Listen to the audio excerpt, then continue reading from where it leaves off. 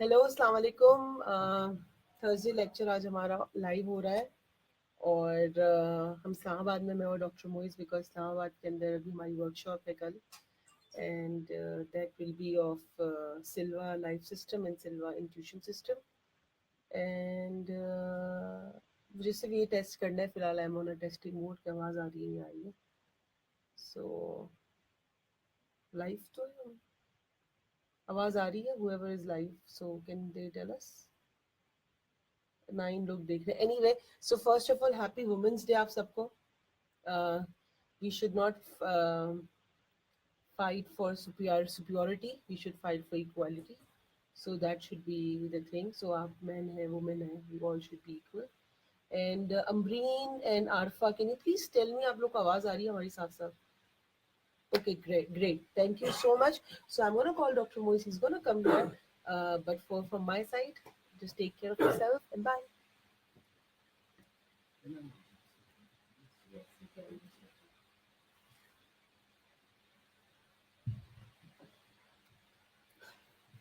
अस्सलाम वालेकुम। कैसे हैं आप लोग? बस अभी मेरे ख्याल में चंद मिनट हुए, 5-6 मिनट हम पहुँचे और आते ही उरूज ने पहले सेटिंग कर दी सारी कि किसी तरह भी हम जो है वो टाइम पर। Thank you. कराची वालों, वेरी सॉरी, महफिल नहीं होगी, आज भी नहीं होगी, अगली जुमेरात को भी नहीं होगी, क्योंकि अगली जुमेरात को हम दुबई में होंगे। मगर 22 तारीख को कराची की महफिल होगी, लेकिन जुमेरात को लेक्चर लाइव होगा। सवालात हमारे पास जो आए थे, ज़ाहिर है अब तक बहुत सारे सवालात आ चुके, तो मैं उनमें से कुछ सवालात लेके आया हूँ। एक रिक्वेस्ट ये दोस्तों कि जब आप मुझे सवालात भेजते हैं ईमेल पे, तो अपनी बारी का इंतज़ार करें, क्योंकि क्यू में होते हैं सवालात सारे। फर्स्ट कम फर्स्ट बेसिस पे हम 6-5 सवाल लेते हैं और उसके बाद जो नए सवाल आते हैं उसको नीचे की तरफ लाते हैं। तो बराए करम वेट किया करें, जल्दी ना करें, आपके सवाल का जवाब मिल जाएगा। और क्या पता कि आप ये थर्सडे लेक्चर सुनते हैं, किसी और के सवाल के अंदर वही जवाब आपको मिल जाए जो आप पूछना चाहते हैं। तो उरूज ने आपको बता दिया होगा कल सिल्वा शुरू हो रहा है, SLS और SIS 3 दिन का है, और दुआ कीजिएगा जो लोग आ रहे हैं, वक्त दे रहे हैं अपनी, उनको अल्लाह ताला बेनिफिट दे उसका। अच्छा जी, एक सवाल था बड़ा अर्जेंट था, जिस बच्चे ने पूछा था मुझे, उसका नाम हमने राज में रखा, उसने मना किया था। उसका एक ब्रेकअप हुआ है लड़की के साथ, और हुआ ये है कि ब्रेकअप जब हुआ तो लड़का भी पसंद करता है लड़की को, लड़की भी पसंद करती है, बहुत करीबी रिश्तेदार है, लेकिन लड़की के बाप ने मना कर दिया। अब लड़के के बाप ने जब ये बात सुनी तो उसने कहा कि उन्होंने ऐसा क्यों किया, अब हम आइंदा इनसे बात नहीं करेंगे, कम से कम रिश्ता रखेंगे, वगैरह वगैरह वगैरह। अब दो प्रॉब्लम्स हैं, एक तो ये है कि ब्रेकअप को कैसे हैंडल किया जाए, लड़की का भी और लड़के का भी, और दूसरा ये है कि जो फैमिली में रिफ्ट आ गई, इतनी क्लोज फैमिली थी दोनों, इनमें जो रिफ्ट आ गई है, भाई भाई में रिफ्ट आ गई है, इसको कैसे हैंडल करें।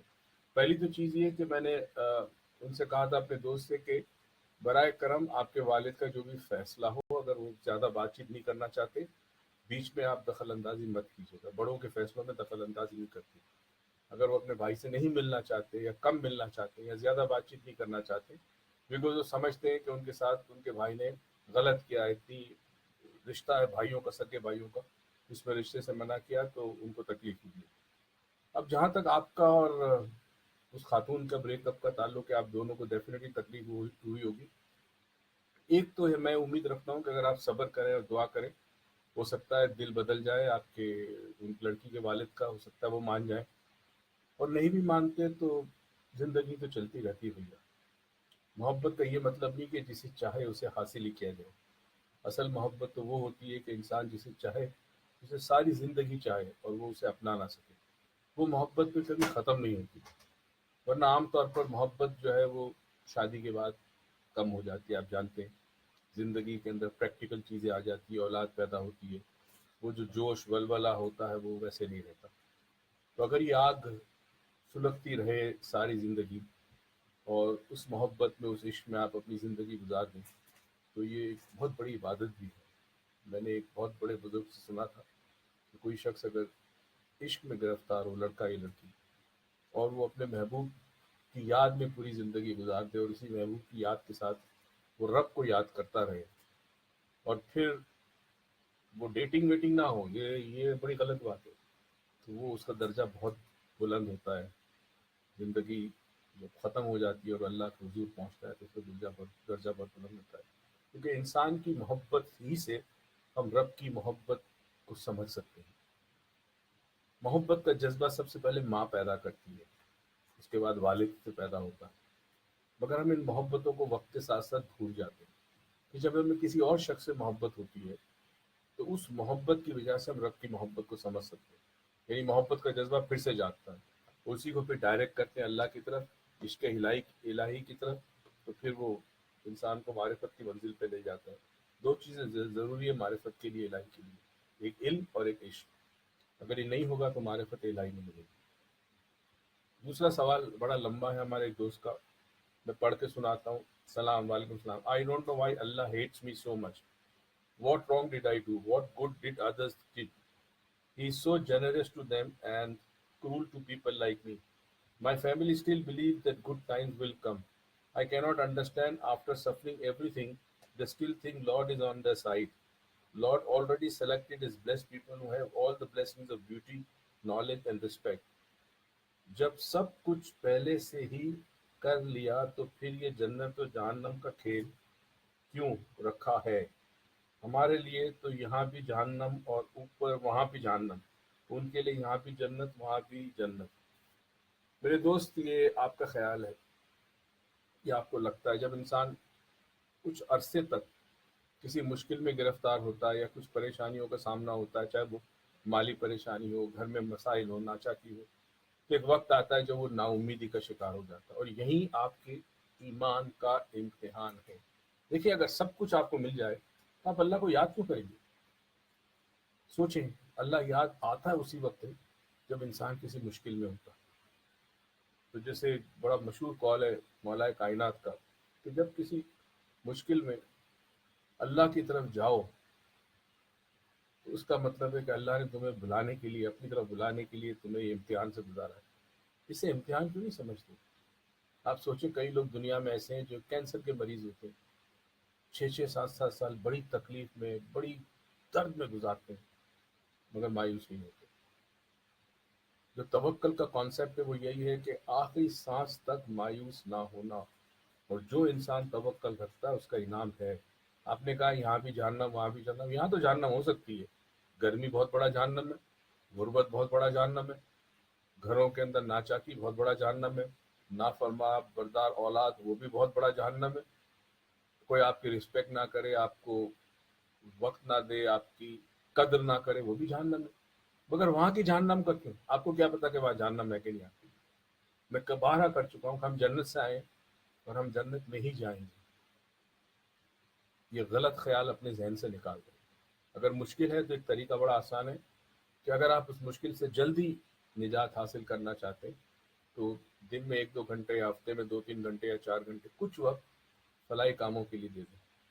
کسی ایسی انسٹیٹیوشن، ایسے ہاسپٹل میں جائے اور جا کے وہاں رضاکارانہ طور پر کام کریں جہاں شاید آپ کو کوئی شکریہ کہنے والا بھی نہ ہو. جب آپ اپنا وقت کچھ دیر کے لیے اللہ کی مخلوق کو دیتے ہیں تو اللہ کا کرم بڑا جلدی نازل ہوتا ہے. اکثر ڈپریشن کے مریضوں کو بھی میں یہ تجویز کرتا ہوں کہ وہ جا کے کچھ وقت گزارے، انہیں خود پتہ چلے گا لوگ کتنی بڑی تکلیف میں ہیں. تو بھئی آپ نے ابھی تکلیف دیکھی ہی نہیں. جب آپ دوسروں کی تکلیف دیتے ہیں تو آپ کو تکلیف بہت کم لگتی ہے. بہرحال ہم دعا کرتے ہیں اللہ تعالیٰ آپ کی مشکلات حل کریں، اور یہ یاد رکھیں کہ یہ نا امیدی کفر ہے. برائے کرم اس کو، ایمان کو ضائع مت ہونے دینا، کفر نہ کرنا. اللہ سے مانگنا، وہ دیتا ہے، اور اس وقت دے گا جب آپ کو سب سے زیادہ ضرورت ہوگی. ہمارا دوسرا سوال ہے، اپنے کچھ لیکچرز میں آپ نے کچھ لیکچرز میں کہا کہ جو جیسا ہے ویسا ہی ایکسیپٹ کرو، یعنی جو جیسا ہے اس کو ایکسیپٹ کرو، کاز وہ چینج نہیں ہو سکتا، وہ ویسا ہی رہے گا. اگر ہسبینڈ غلط ہے، سٹارٹ سے ہی دوستی فیمیل سے کرتا ہے، فیمیل میں انٹرسٹڈ ہوتا ہے اور ریلیشن شپ بھی رکھتا ہے، تو کیا اسے ایسے ہی ایکسیپٹ کروں اس کے دوسرے ریلیشن شپ کے ساتھ؟ नफरत या गुस्से का इजहार ना करूं, कॉज वो तो चेंज नहीं हो सकता अकॉर्डिंग टू यू, वो वैसा ही है, मेरी एक्सपेक्टेशन है उससे जस्ट कि वो यहाँ सेल्फ रिस्पेक्ट मैटर नहीं करेगी क्या? ऐसे उस हौसले, आई एम सॉरी ये मुझे बड़ा मुश्किल होता है ये पढ़ना रोमन, क्या उसे हौसले नहीं, उसको हौसला नहीं मिलेगा मेरा रिएक्शन देना? ये भी मैंने ये कभी नहीं कहा कि जो जैसा है वैसे एक्सेप्टेड है, मैंने ये कहा था जिस तनाजुल में बात की थी, कंटेंट और कॉन्टेक्स्ट बड़ा इंपॉर्टेंट होता है। कंटेंट ये था कि जो जैसा है उसको एक्सेप्ट करो, मगर कॉन्टेक्स्ट ये था कि पहले अपने आप को चेंज करो, क्योंकि देखें हर शख्स के जहन में आपका एक इमेज है, वो इमेज चेंज नहीं होता, मगर जब आप चेंज होते हो, ड्रास्टिकली चेंज होते हो, तो वो शख्स के जहन में जो आपका एक परसेप्शन है, एक इमेज है, वो चेंज होता है। जब वो चेंज होता है तो वो चेंज होता है, तो पहले अपने आप को चेंज करो। अब ये शिकायत बड़ी कॉमन है आज के दौर में, खासकर जब से सोशल मीडिया है, आई है हमारे पास, फेसबुक है, ट्विटर है, व्हाट्सएप है। सारे हस्बैंड नहीं, बाज तो बहुत ही वफादार है अपने, मगर कुछ हस्बैंड ऐसे होते हैं जो बाहर थोड़ी बहुत रखते हैं रिलेशनशिप, गपशप के हद तक, कुछ उससे ज़्यादा जाते हैं, कुछ सिर्फ दोस्तियां रखते हैं, कुछ रिलेशनशिप के हद तक जाते हैं। अब बीवी के हुकूक जो है वो पामाल हो रहे हैं, बीवी के साथ बहुत बड़ी ज्यादती है। उसूलन तो ऐसा नहीं करना चाहिए, मगर मर्दों को रोकना बड़ा मुश्किल है, ऐसे मर्दों को। अब खातून के पास चॉइसेस क्या क्या है? पहली चॉइस तो ये कि वो स्टैंड ले, स्टैंड लेकर कहे कि ये गलत हो रहा है। अब स्टैंड लेने के बाद उसके रिपोर्शन क्या होंगे, उसके नताइज क्या होंगे? अगर वो उसके लिए तैयार है तो वो स्टैंड ले, और स्टैंड लेने में सबसे पहला काम ये करें कि जो फैमिली के बुजुर्ग हैं उनसे रब्ता करें, उन तक ये बात पहुंचाएं। मगर उससे भी पहले अपने शक को यकीन में बदले, यानी शक नहीं होना चाहिए, यकीन होना चाहिए कि हाँ ये शख्स इस किस्म की एक्टिविटीज में मुब्तला है। तो आप अपने बुजुर्गों से बात करें, लड़के के बुजुर्गों से बात करें, अपनी फैमिली के बुजुर्गों से बात करें, उनको बताएं कि क्या करना चाहिए, देखिए वो क्या मशवरा देते हैं। उसके बाद आप स्टैंड लें, क्योंकि जब आप स्टैंड लेंगे तो आपके पीछे कोई होना चाहिए, कोई बड़ा होना चाहिए फैमिली का, चाहे लड़के की तरफ से या आपके घर की तरफ से। तो अगर आप स्टैंड लें तो कोई पीछे सपोर्ट सिस्टम होना चाहिए, और स्टैंड लेने के जो नताइज हैं वो आप उसको तैयार हो। अगर खुदा ना खास्ता रिश्ता टूटता है तो क्या आप अपने बच्चों के साथ जिंदगी गुजार सकती है अकेले? अगर ऐसा है तो ठीक है, नहीं है तो एक्सेप्ट करें। ये इस कॉन्टेक्स्ट में बात हुई थी कि जब आपके पास कोई रास्ता ही नहीं है, कई खवातीन हमारे मुल्क में डिपेंडेंट होती है अपने हस्बैंड पे, फाइनेंशियली, इकोनॉमिकली।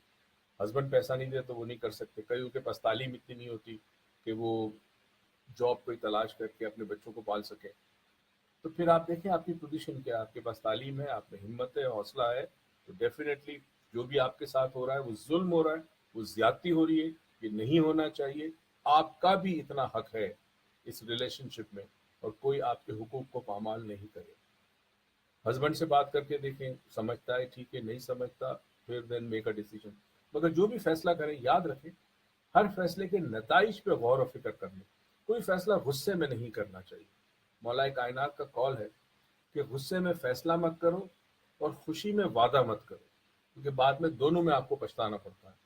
तो गुस्से के अंदर कोई बड़ा फैसला मत करें, सोच समझ कर जो भी फैसला करना हो करें। मैंने आपको तरीके बता दिए, फैमिली के एल्डर्स को इन्वॉल्व कर दें और कॉन्सिक्वेंसेस पे, नताइज के ऊपर जरा गौर और फिक्र करें। दूसरा सवाल यह है कि please clear the difference between ego, self respect and self esteem. कहाँ पता चलेगा कि ईगो है या सेल्फ रिस्पेक्ट? ये तीन अल्फाज हैं अंग्रेजी के, अक्सर हम सुनते हैं ईगो, सेल्फ रिस्पेक्ट और सेल्फ एस्टीम। पहले तो मैं इनका फर्क बता दूं।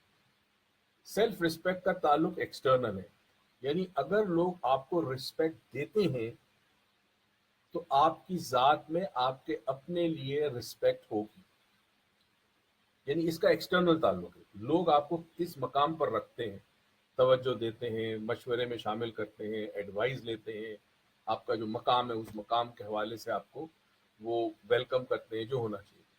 सेल्फ एस्टीम जो है वो एक इंटरनल प्रोसेस है। आप अपने आप को क्या समझते हैं, चाहे दुनिया कुछ भी कहे, हो सकता है लोग आपको बुरा भला कहे, लोग आपकी इज्जत ना करें, मगर आपके अंदर जो सेल्फ एस्टीम है, इज्जत नफ्स जिसको हम कहते हैं, वो मजबूत है कि नहीं है? तो सेल्फ एस्टीम इंटरनल प्रोसेस है। मैं मिसाल के तौर पर एक मिसाल दे रहा हूँ। میرے بہت چاہنے والے ہیں، مگر بہت سارے ایسے بھی ہیں جو مجھ سے بدزن ہیں، جیلسی ہے بہت ساروں کو. وہ بہت ساری باتیں ہوتی بھی ہیں، ہم سنتے بھی ہیں، کسی کے تھرو آتی ہے باتیں. مگر الحمدللہ چونکہ سیلف اسٹیم بہت بڑی ہے، بہت اچھی ہے، بہت اسٹرانگ ہے، مجھے ان باتوں سے فرق ہی نہیں پڑتا. یہی حال عروج کا بھی ہے. ہم اپنی ذات میں، اپنے اندر ہمارا جو امیج ہے وہ کیا ہے، اور اس امیج کے لیے فیتھ چاہیے، آپ کو کنوکشن چاہیے. جو آپ ہیں، جو آپ کر رہے ہیں، آپ کو اس بات پہ اتنا اسٹرانگ کنوکشن ہو، اس سے آپ کی سیلف اسٹیم گرو کرتی ہے. سیلف رسپیکٹ جو ہے اس کا تعلق بچپن سے بھی ہے، کہ ماں باپ نے اگر آپ کو کمپیئر کروایا کسی کے ساتھ، چھوٹے بڑے بھائی کے ساتھ، کزن کے ساتھ، تو سیلف رسپیکٹ کم ہوگی اور سیلف اسٹیم بھی کم ہو جائے گی. مگر اگر ماں باپ نے آپ کو توجہ دی ہے، ہر فیصلے میں شامل کیا چھوٹی عمر میں، اور آپ کو ہمیشہ کمپلیمنٹس دیے ان چیزوں میں، تو آپ کی سیلف اسٹیم بڑھے گی. اور جب سیلف اسٹیم بڑھے تو فرق نہیں پڑتا لوگ کیا کہتے ہیں. ایگو ایک بالکل الگ چیز ہے. ایگو کہتے ہیں ایجنگ گاڈ آؤٹ، یعنی آپ نے خدا کو اپنی ذات سے نکال دیا. ایک سمجھانے کے لیے، ایگو جو ہے وہ تکبر ہے، ایگو جو ہے وہ گھمنڈ ہے، وہ غرور ہے. ایک ہوتی ہے سیلف پرائڈ، ایک ہوتی ہے ایگو پرائڈ. جب انسانی معاملات میں آپ اپنے آپ کو سب سے برتر سمجھے، سب سے اعلیٰ سمجھے، سب سے عقل مند سمجھے، اسے ایگو کہتے ہیں.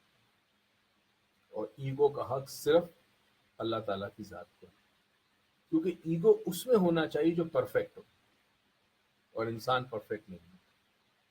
پروردگار عالم ذات باری تعالیٰ پرفیکٹ ہے، ہم امپرفیکٹ ہیں. تو امپرفیکٹ کو ایگو نہیں ہونا چاہیے. امپرفیکٹ کو سیلف اسٹیم ہو سکتی ہے، سیلف ریسپیکٹ ہو سکتی ہے، ایگو نہیں ہونا چاہیے. تو ایگو میں کیا ہوتا ہے کہ چونکہ آپ اپنے آپ کو کمپیئر کرتے ہیں دوسروں سے، اور اپنے آپ کو بہت ہی اعلیٰ اونچا سمجھتے ہیں، تو انسانی رشتوں میں آپ لوگوں کے ساتھ زیادتی کر جاتے ہیں. جیسے فار ایگزامپل فرعون میں ایگو تھا. وہ کہتا تھا میں سب سے بڑا خدا ہوں. وہ کہتا تھا یہ جو زمین جس پہ تم ہل چلاتے ہو، یہ زمین میری ہے. یہ دریا جس سے تم پانی پیتے ہو، یہ دریا میرا ہے. ایگو یہ ہوتا ہے. ایگو میں لاجک کام نہیں کرتی. جبکہ نہ زمین اس کی تھی، نہ وہ سمندر، نہ دریا، کچھ بھی اس کا نہیں تھا. وہ تو وقتی طور پر اس کو بادشاہ بنایا گیا تھا، اللہ نے بنایا تھا. تو وہ بھول جاتا. تو انسان جب اپنی ذات سے، اپنی زندگی سے اللہ کو خارج کر دے اور اپنے آپ کو خدا سمجھے، تو وہ ایگو ہوتا. اور ایگو والے لوگ اپنے آپ کو خدا ہی سمجھتے ہیں. بہت سارے ایسے پولیٹیشنز ہوتے ہیں دنیا میں، ہمارے ملک میں زیادہ تر، جو اپنے آپ کو خدا سمجھتے ہیں. کہتے نہیں ہیں خدا سمجھتے ہیں، مگر ان کا عمل، ان کے فیصلے، ان کی سوچ وہی ہے جیسے وہ خدا ہو. اور ان کا کوئی حساب نہیں ہوگا، ان کو کبھی جواب نہیں دینا پڑے گا. وہ اپنی ذات میں اپنے آپ کو کل سمجھتے ہیں. That's it. اچھا جی، ایک سوال ہے بڑا interesting. Please explain this statement made by Osho. If subject loses its subjectivity, object will lose its objectivity. Osho ایک شخص تھا، اب تو دنیا سے رخصت ہو گیا. میں تو فرینکلی اسپیکنگ یہ سمجھتا تھا کہ وہ علم تو بہت تھا اس کے پاس، مگر شیطان تھا. اور شیطان کے پاس بہت علم تھا، ہم جانتے ہیں. شیطان نے بڑی عبادت کی تھی رب عالم، پروردگار کی، رب عالم کی، مگر وہ نکلا شیطان. تو یہ بھی ایک شیطان ہی تھا جس نے بڑے لوگوں کو اپنا گرویدہ بنایا، کلٹ بنائی. امریکہ سے اس کو نکالا گیا. اس کے پاس 70 رولز رائس تھی، 11 یا 12 ہوائی جہاز تھے. تو جب لوگ اس کے کلٹ میں شامل ہوتے تھے، اس کے فرقے میں شامل ہوتے تھے، تو اپنا تمام دولت، دھن دولت اس کے حوالے کر دیتے. وہ ہر چیز کی آزادی تھی. کوئی کسی کی بیوی نہیں، کوئی کسی کی بیٹی نہیں، کوئی کسی کا بیٹا نہیں، کوئی کسی کا شوہر نہیں. جس کو جس کے ساتھ جو وقت گزارنا وہ گزارے، اس قسم کا ماحول تھا. اوشو کی باتیں انٹرسٹنگ تھیں، کیونکہ علم تو تھا مگر اس علم کا استعمال غلط تھا. تو اس نے، کسی نے مجھے کہا ہے کہ اوشو نے کہیں ایک جگہ کہا ہے کہ اگر سبجیکٹ اپنی سبجیکٹیوٹی لوز کر دے تو آبجیکٹ اپنی آبجیکٹیوٹی لوز کرتا ہے. اس کو سمجھے اس طرح. جدید تحقیق سے ایک بڑی انٹرسٹنگ بات آئی ہے. جو سلٹ ایکسپیریمنٹ جب کیا گیا تو انہوں نے دیکھا کہ एक पार्टिकल है एटम के अंदर, जो सब एटॉमिक पार्टिकल है जिसको फोटॉन्स कहते हैं, उस पार्टिकल को जब तक कोई ऑब्जर्व कर रहा है वो पार्टिकल की नेचर डिफरेंट है। जैसे ही ऑब्जर्व करने वाला ऑब्जर्व नहीं करता, पार्टिकल अपना नेचर चेंज करता है। यानी पता ही चला कि रियलिटी जो है वो बेस्ड ऑन सब्जेक्टिविटी, यानी रियलिटी सब्जेक्टिव है। इसको इस तरह समझें कि हम अल्लाह ताला को मानते हैं, जो जिस तरह मानते हैं उसके जो अल्लाह के एट्रीब्यूट्स हैं, वो रहमान है, वो रहीम है, वो जब्बार है, हम उसको शबी नहीं बनाते, हम अल्लाह का एक तस्वुर नहीं बना सकते। हम कोशिश करते हैं अल्लाह से ताल्लुक़ हमारा दिल से हो, हमारे कल्ब से हो। दूसरे मज़ाहिब में तस्वीर बनाई जाती है, शबी बनाई जाती है, मूर्तियाँ बनाई जाती है। तो perception of God is different, varies from varies religion. Christianity में ट्रिनिटी का कॉन्सेप्ट है, father, the sun and the Holi ghost, Trinity का कॉन्सेप्ट है। अल्लाह ताला की ज़ात, ईसा अलैहिस्सलाम और जिब्राइल अलैहिस्सलाम। तो खुदा एक है, तस्वुर खुदा अलग अलग होता है। तो तस्वुर खुदा अलग अलग इसलिए होता है कि हर इंसान के लिए जो हकीकत है वो है जो जिसको वो मानता है कि हकीकत है। इसको कहते हैं सब्जेक्टिव रियलिटी। तो रियलिटी बाय इटसेल्फ जो है वो सब्जेक्टिव होती है, रियलिटी ऑब्जेक्टिव नहीं होती। सिर्फ एक रियलिटी ऑब्जेक्टिव होती है और वो है अल्लाह की ज़ात, क्योंकि उसमें कोई चेंज नहीं है। देखिए मिसाल के तौर पे मैं कहता हूँ मैं बहुत हैंडसम हूँ, हो सकता है साथ वाले घर में, साथ वाले मोहल्ले में, साथ वाले कस्बे में, गांव में, शहर में मुझसे ज्यादा कोई खूबसूरत हो। तो अब ये रिलेटिव हो गया। मैं कहता हूँ मैं बहुत दानाई है मेरे पास बहुत इल्म है। यकीनन दुनिया में मुझसे ज्यादा ऐसे लोग होंगे जिनके पास मुझसे ज्यादा इल्म होगा, दानाई होगी, हिकमत होगी। तो ये रिलेटिव है। तो मैं अपनी ज़ात में अपने आप को अगर एक आलिम समझता हूँ तो ये मेरी सब्जेक्टिव रियलिटी। तो स्लिट एक्सपेरिमेंट में जब तक ऑब्जर्वर था, कोई देखने वाला था, देखने वाले ने जैसे सोचा उस पार्टिकल ने वैसे बिहेव किया। यानी अगर वो पार्टिकल को जिस तरह सोच रहा है वो पार्टिकल उस तरह ऐसे बिहेव कर रहा है। उसके बाद कुछ मेडिकल साइंस में बड़े ब्रेक थ्रू किस्म के एक्सपेरिमेंट्स हो रहे हैं। उनमें से एक एक्सपेरिमेंट ये था कि इंसानी शऊर, इंसानी कॉन्शियसनेस जो है वो इंसान के जहन में जो डीएनए है उसके अंदर ऑल्टरेशन पैदा कर सकता है। अभी उस पर काम हो रहा है। मगर ये बात सही है कि लोग दुआओं से ठीक हो जाते, कैसे होते? इसका मतलब है दुआ का जो फोकस है, कंसंट्रेशन है, जो अल्लाह से मांगते हैं, तो अल्लाह ताला ने सेल्स के अंदर तो ऐसी हिकमत रखी है, ऐसी इंटेलिजेंस रखी है कि जब माइंड कनेक्ट करता है उसके साथ तो सेल्स के अंदर तब्दीली आ जाती है। खराब सेल ठीक होना शुरू हो जाता है या ठीक सेल खराब होना शुरू हो जाता है, मुस्बत और मनफी सोच। कुरान में अल्लाह ताला कहता है ना कि जैसा गुमान करोगे वैसा दूंगा, बुरा गुमान करोगे तो बुरा मिलेगा, अच्छा गुमान करोगे तो अच्छा मिलेगा। हाँ, बीच में पीरियड होता है सब्र करने का, वो अक्सर लोग नहीं करते। अच्छा जी, हम नेक्स्ट पे आए। आई होप आपको आवाज़ आ रही हो, आई होप, क्योंकि मुझे कोई चीज़ें नज़र नहीं आ रही यहाँ पर कि लाइव तो है, बट एनीवे। अच्छा जी, सलाम सर, वालेकुम सलाम सर। मैंने सुना है कि दुआ रद्द नहीं होती बल्कि बेहतरीन वक्त में कबूल होती है। तो क्या दुआ वक्त पे डिपेंड करती है? अगर करती है तो फिर तो हमें दुआ करने ही नहीं चाहिए, क्योंकि जो चीज़ जिस वक्त मिलनी होगी वो मिल जाएगी। Kindly answer my question. Hina ने लारखाना सिंध से ये सवाल भेजा।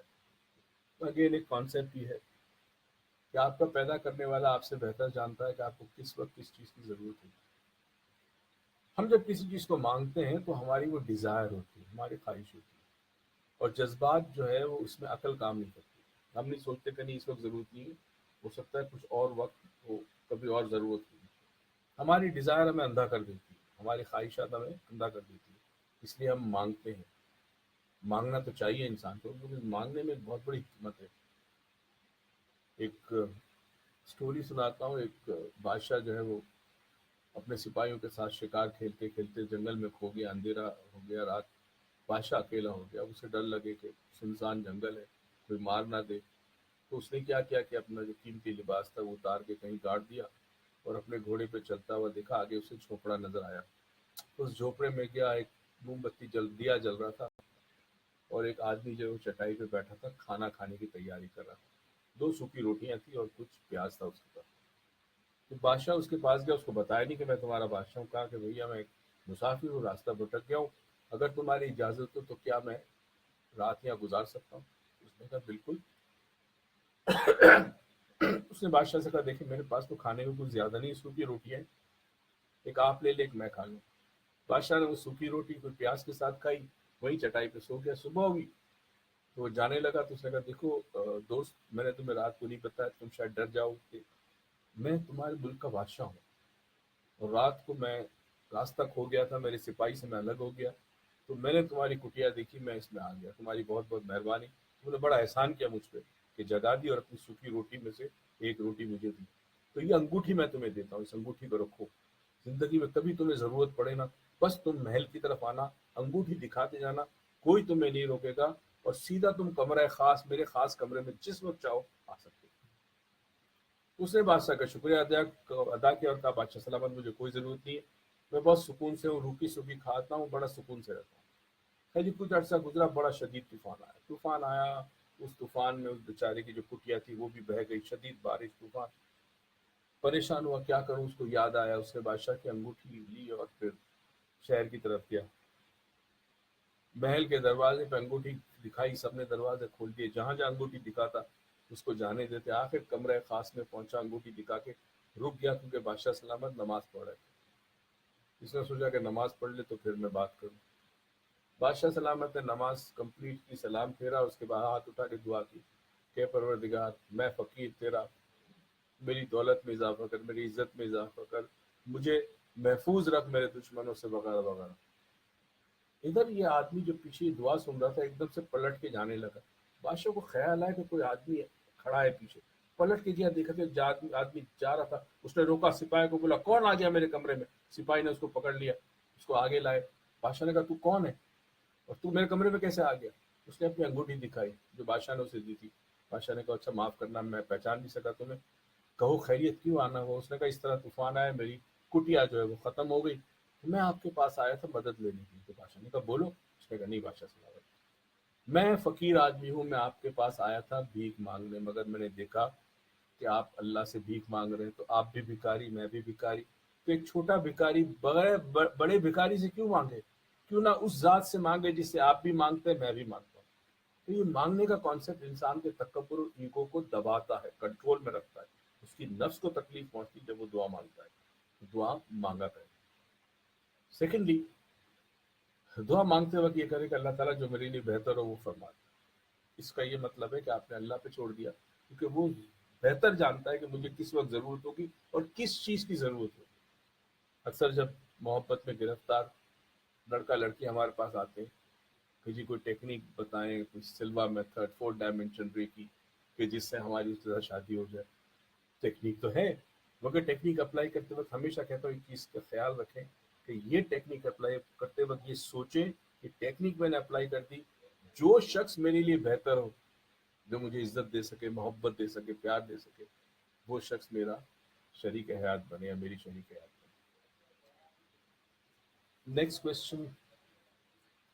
सलाम डॉक्टर साहब, you are in the best of your health, just a small question, how to stay positive when things are not in our favor despite of endless prayers and efforts? Reference to marriage and good proposals. How to control ourselves of not getting disappointed by Allah's will. How to stay optimistic and have firm belief that He will bless us all.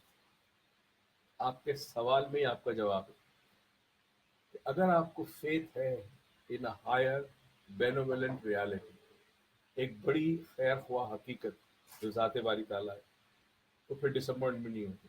Disappointment इंसान से होता है, क्योंकि इंसान से आप तवक्को तो वापस तक कर लेते हैं, मगर हर इंसान उन तवक्को पर पूरा नहीं उतरता, क्योंकि इंसान कमजोर है। हो सकता है वाकई वो मदद करना चाहता हो, वाकई आपकी तवक्कुआत पे पूरा उतरना चाहता हो, नहीं उतर पाया क्योंकि कमजोर है। इंसान ज़ईफ है, इंसान भूल जाता है, इंसान एहसान फरामोश है, रब नहीं। ये आपका बेसिक अकीदा होना चाहिए। تو ملے گا، وقت پہ ملے گا. اب کئی لڑکیوں کے پرپوزل نہیں آتے، پریشان ہو جاتی. اصل میں یہ جو پریشانی ہوتی ہے نا، یہ پریشان خیالی میں جب مبتلا ہو جاتے ہیں تبھی تو وہ آپ کو نا امیدی کی طرف لے جاتی ہے. نا امید کیوں ہوتے ہیں؟ پہلی چیز یاد رکھیں، آج بتا دوں، شادی فرض نہیں ہے، شادی سنت ہے. فرض الگ ہے، سنت الگ ہے. فرض کو ہم نگلیکٹ کرتے ہیں، پورے نہیں کرتے، سنتوں کے پیچھے ہم چلیں. پہلے فرض پھر سنت. سنت ہو کیا بات ہے، الحمدللہ، مگر فرض نہیں چھوڑنا. تو اگر شادی نہیں ہو پاتی کسی وجہ سے، مقصد ہوگا اللہ کا، وہ چاہتا ہے کہ آپ نہ کریں شادی، یا وہ چاہتا ہے آپ سے بڑا کام لے. آپ کو پتہ ہے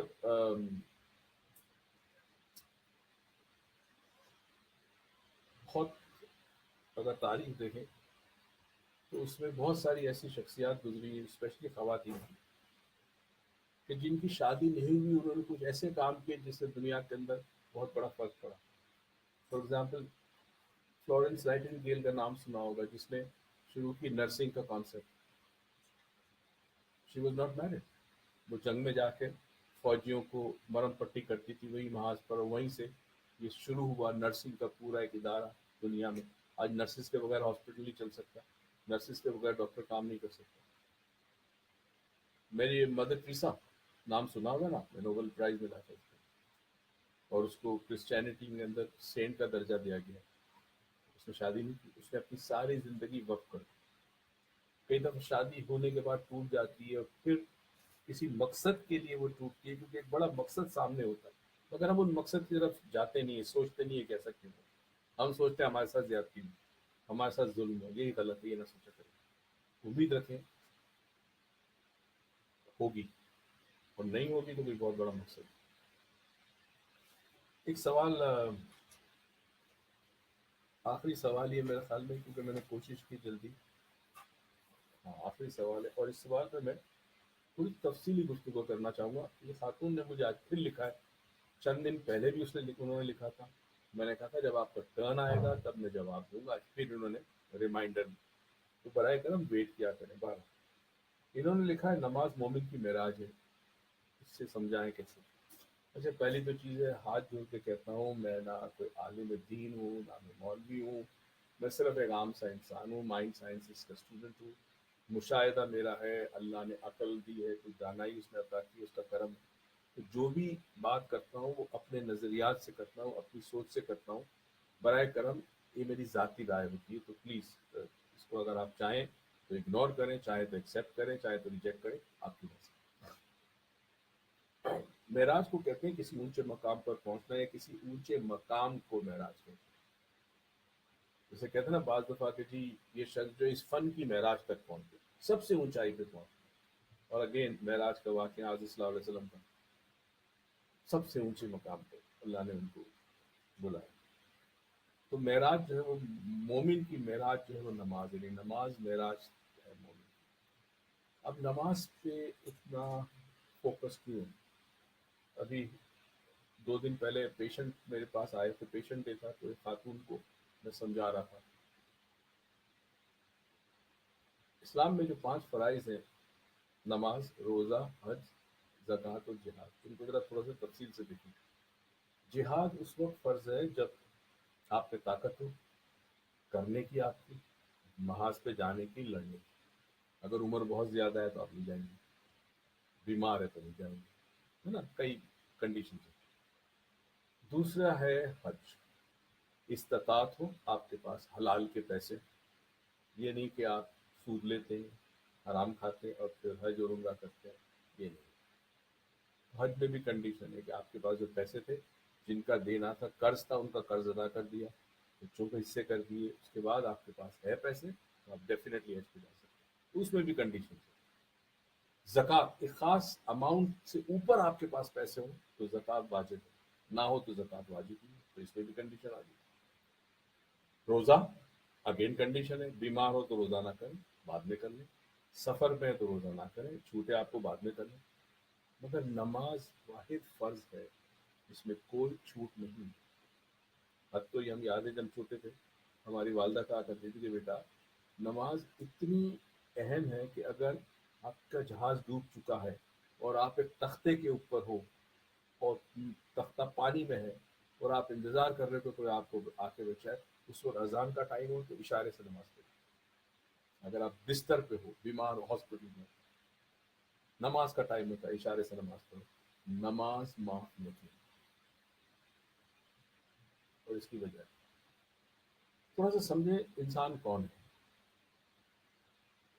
پروردگار نے نہ جانے کتنی مخلوق پیدا کی ہے، ان گنت، ہمیں تو پتہ ہی نہیں۔ ہم تو اس کرے پہ رہتے ہیں جسے زمین کہتے ہیں، ارتھ کہتے ہیں، اس میں ہمیں پتہ ہے کہ کتنی مخلوق ہے، کچھ پتہ ہے ہمیں کہ پرندے ہیں، سمندر میں کچھ مچھلیاں ہیں، جانور ہیں، اس میں سے سارے کے بارے میں بھی نہیں پتہ، کچھ مچھلیوں کے بارے میں پتہ ہے۔ تو سمندر کے نیچے جو زمین ہے اس کے اندر کیا مخلوق ہے ہمیں نہیں پتہ۔ پھر یہ جو زمین ہے اس کے اندر کچھ حد تک کی مخلوق پتہ ہے، چند 100 فٹ کے قریب جائے یا تو ہمیں پتہ چلتا ہے کہ کیڑے مکوڑے وغیرہ ہیں، مگر اگر آپ 2 میل 4 میل 5 میل زمین کے اندر جائیں تو آپ کو نہیں پتا وہاں کیا مخلوق ہے، ہمیں زمین پر رہنے والی مخلوق کا بھی نہیں پتا۔ تو یہ کائنات، وسیع عرض کائنات جس کا ہمیں نہ بگننگ کا پتہ ہے نہ اینڈ کا پتہ ہے، کتنی بڑی یہ خالی تو نہیں ہوگی، اللہ کی مخلوق ہوگی اس میں۔ مگر پھر بھی جب پروردگار ایک معجزاتی کتاب اتارتا ہے، کلام الہی قرآن پاک، اتنی اہم کتاب، کائنات کے تمام علوم اس میں موجود ہیں، ماضی، حال، مستقبل، تو قیامت تک یہ کتاب اپ ڈیٹڈ رہے گی، آبسلیٹ نہیں ہوگی۔ اور اس کتاب میں موضوع ہے انسان، تو انسان کا مقام کیا ہے اللہ کے نزدیک، اندازہ کرنا۔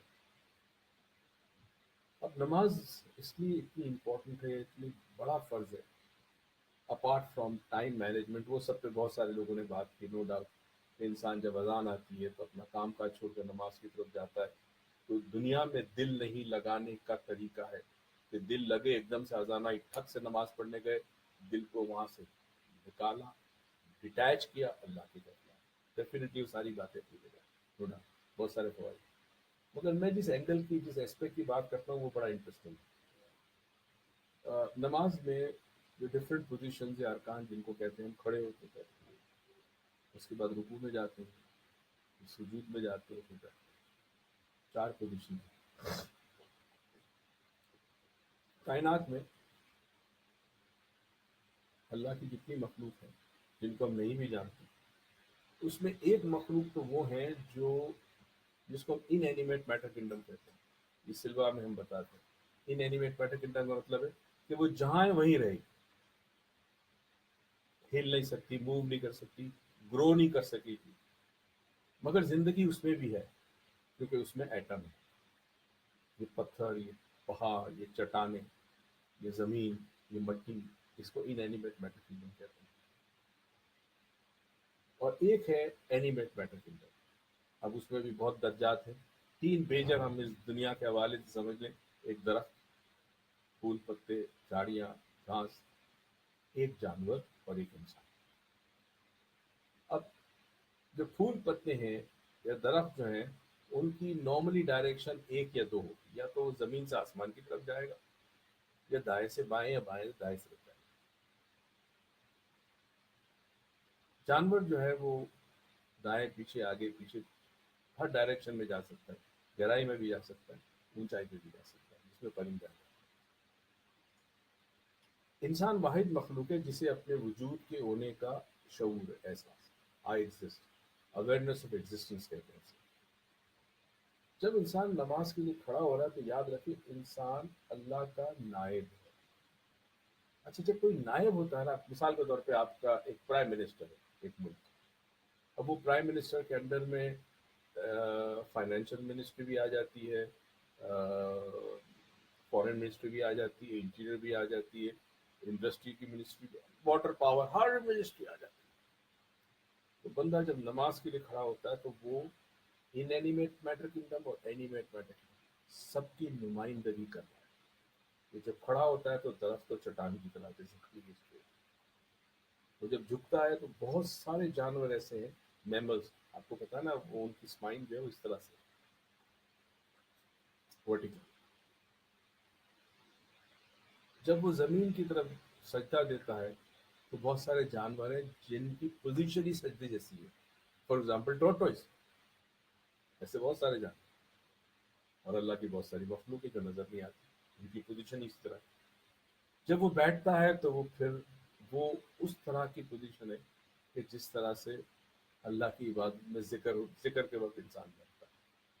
یہ چاروں پوزیشن ان تمام مخلوقات کی ہیں، دیکھی اندیکھی، وہ جو چل پھر سکتی ہے زندہ جس کو ہم کہتے ہیں، وہ جو بے جان ہے. بے جان ایکچولی کوئی چیز نہیں ہوتی، مگر سمجھانے کے لیے بے جان اور جاندار تمام مخلوقات کو ریپرزینٹ کرتا ہے نماز میں، یعنی سب کو ساتھ لے کے آ رہا ہے کہ میں تیرا بندہ جس کو تو نے پیدا کیا اور جس کے ساتھ یہ تمام کائنات کی ہر جان اور بے جان چیز کا کوئی نہ کوئی تعلق ہے، تمہیں نمائندگی کرنی. دس از نماز. دوستو امید کرتا ہوں آج کی باتیں کچھ آپ کے لیے آئی اوپنر ہوں گی، کچھ سمجھ میں آئے گی، کچھ ریفلیکٹ کیجیے گا. پھر کہہ رہا ہوں اگر آپ ای میل پہ مجھے سوال بھیجتے ہیں، میسنجر پہ بھیجتے ہیں، واٹس ایپ پہ بھیجتے ہیں تو پلیز انتظار کریں جب اس کا ٹرن آئے. بلکہ ابھی ہم آئے ہیں، ابھی ہمیں کام بھی بہت ہے، کل سے ورک شاپ شروع ہونا ہے. مگر چونکہ تھرسڈے کا لیکچر میرے لیے بھی بڑا امپورٹنٹ ہے، میرے دل کو بڑا سکون ملتا ہے. کبھی آواز نہیں ہوتی، کبھی درد ہوتا ہے، کبھی بیماری ہوتی ہے، مگر پھر بھی کوشش کرتا ہوں کہ تھرسڈے کا لیکچر مس نہ ہو، کیونکہ آپ کے سوال کے جواب دینے سے میرے اندر بھی کچھ چیزیں میں سیکھنا شروع کرتا ہوں، اور یہ سمجھتا ہوں کہ کوشش کرتا ہوں. حق تو ادا نہیں ہو سکتا اس رب کی کرامات کا، اس رب کی مہربانیوں کا، مگر کوشش کرتا ہوں کہ سوالات کے جواب اگر آپ کے دوں تو شاید میری عطا میرے رب کی بارگاہ میں قبول ہو جائے. اگلی جمعرات پھر ہم فیس بک پہ ہوں گے، دبئی سے ہم لائیو آئیں گے. تب تک اپنا خیال رکھیے گا، آباد رہے، شاد رہے. پروردگار آپ کو زندگی میں بے تحاشا خوشیاں دے، توفیق دے کے خوشیاں دوسروں میں بانٹے. پاکستان